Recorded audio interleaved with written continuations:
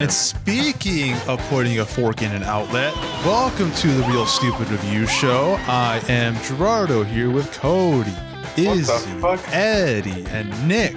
We're here for the very unannounced sporadic review of Electric Dragon 80,000 volts. So, Senor Izzy, could you please introduce this film? I'm curious how you're going to even summarize this, because I sure as hell don't know how. Electric Dragon 80,000 volts follows the story of Dragon Eye Morrison, a man who gained electric abilities. He is a very rage-filled human being. He uses boxing as an outlet.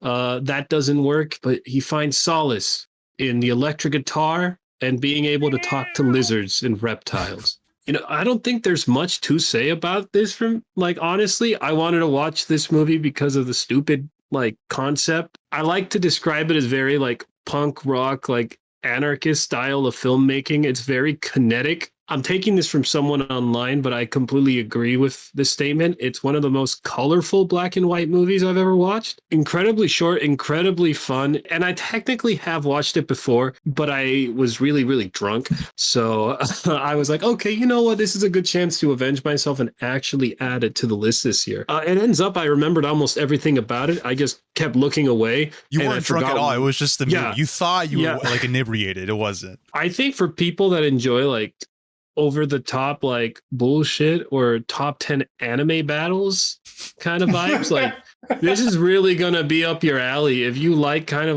the punk aesthetic too, I don't know, it's it doesn't give a fuck. It has that attitude to it, and because of that, I can guarantee you probably have not watched anything like this before, or at least if you did, this probably came before it.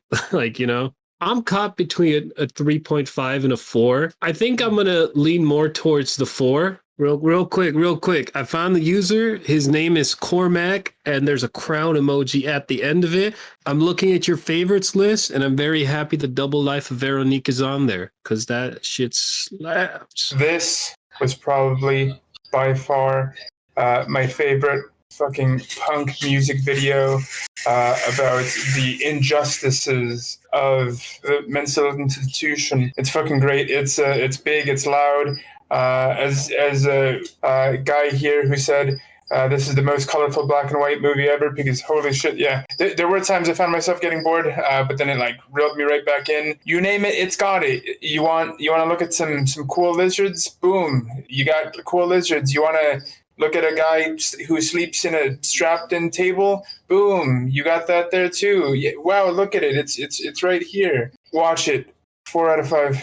Now, did you at all feel spiritually connected with the large amount of lizards and reptiles in this man's collection? Listen here, Gerardo, my life consists of more than just reptiles. Does it though? I hear a lot of crickets, which I assume are food for your lizards. So I do have crickets. Oh my god, this guy's denying. Thanks, Cornfist. You're the best. Cornfist? No, it was corn. No, it's going with Cornfist. Thank you, Cornfist. That's my new fetish. This movie is extremely flashy. It's very unique. It's very stylish. They're doing exactly what they want to do. Fuck everything else. I watched this movie twice, and the reason I watched it a second time is because the first time I watched it, I was so goddamn bored and had no idea why anyone would like this movie. I will give it that on a second viewing, not started at 1 o'clock in the morning, where I'm actually paying attention, it does hold my attention much better. The silent film style, narrator saying the words for them and the cutaway to the subtitles. I love that. I love the flashy jumpiness, the overly campy vibe of the fights. But this would have been a spectacular 15-minute short. I've never wanted to complain about runtime, but this is the longest 50-minute movie I have ever seen. So I'm torn. There was these chunks of the movie that I just loved, with the style, the running through the city, the cutting away to the kid being electrocuted and then fighting another person, being electrocuted and fighting another person. He's an adult, and the beginning and the end were great, but there was just these empty, just long stretches throughout a lot of the middle of the movie that I kept reaching for my phone and putting it back down, because I was just bored and just was give me anything that's something. I'm repeating myself 3 out of 5. But then you wouldn't get the cool flippy phone guy, you know? He's so integral to the story. Talk about things overstaying their welcome. The second time that happened, it was still funny.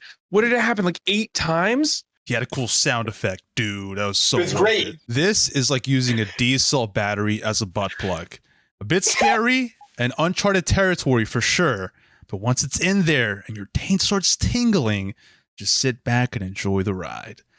So I think that very well summarizes what this viewing experience was. I think my brain was on your side, Cody, for the first 30 minutes, which is half of not really enjoying it. I was like, this is some bullshit. I thought it was even like a Bakaru situation where like, maybe I'm just not getting this right. Maybe it's wrong. But as it progressed, I don't know, it was the sequence of flashes just getting into my brain and it somehow brainwashed me. But at the end, just when the movie's fucking ripping the tunes, we're getting all these really creative shots of like 360s on this rotating platform, the sparks, the you say, Cody, the animated text and the guy just yelling at you very aggressively. It's a chaotic vibe. I don't know if it has any deep substance. I don't really care. At the end of the day, I was just looking for something fucking crazy, and this is as crazy as it gets. You were saying it was a Corn Fist, where this is the most colorful black and white movie. If this movie had color, I don't know if we could handle that. Like our brains would just explode. Corn Fist. We're going with Corn Fist. Thank you, Corn Fist. Yeah. Cornholio, thank you. The human mind would not be able to comprehend this in color. So black and white is the only way this could be, experienced by humans. Battery, butt plugs, sneaking things into people. It all connects. Something's always coming out of you, Gerardo. Something's always coming out. Oh yeah, something's definitely coming out. All right. Well, and I can't say anything more after that. There's nothing I can say critically that'll save me from that. It is a hardcore 5 out of 5. Do you have any pieces of media that you would like to recommend to the good folks on the internet? What the fuck is going on? There's a movie called Tetsuo the Iron Man, and that actually has thematics about the rapid industrialization of Japan, all under the guise of a man getting possessed by pieces of metal and becoming a mechanical monster. One of my favorite body horror films out there. A prog album that essentially came to life in the form of Mandy. So if you ever wanted to see what it would be like to listen to all of that King Crimson music and like heavy metal, this is that movie. And the last one I want to recommend is The Tale of the Princess Kaguya. God damn, is that one beautiful. It's almost like a watercolor like portrait coming to life. Plus, the music is fire as always. It was Isao Takahata's last movie before he passed away, and considering a lot of the themes and the way the movie flows, like it's a very fitting like final product. Eddie, do you have any recommendations for the Oh my god! Oh, Jesus Christ! The Asian box in Mountain View on the Castro Street. I had it for the first time today, and goddamn, rice noodles and jasmine rice steak bowl that I had was probably one of the best tasting things. My second recommendation is going to be Fabuloso. I'm currently doing that TikTok trick where you cut a hole into your Fabuloso and then you stick it into the back of your tank on your toilet, and it's really making my bathroom water smell quite fabuloso. The new animated series based on the comic book by Robert Kirkman, Invincible, is quite a lot of fun. The cast for this show is fucking insane. If you start it, you're gonna watch the first 10 minutes, you're gonna think I'm an idiot. Keep watching. You're supposed to feel that way at the beginning. It shares some similar ground with like The Boys, but it doesn't have quite, it's not like the story of The Boys, but like the whole superhero thing kind of flipped on its head. It's very fun.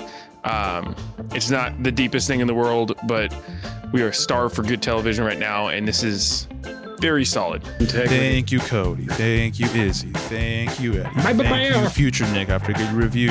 And see you guys soon. Don't actually. Clancy Brown, DM me on Instagram is code.y. Clancy, please. I'm gonna just literally read my Letterboxd review, which I've already gotten 2 likes on. Cha-ching. I don't care about the build-up. Fights were sick.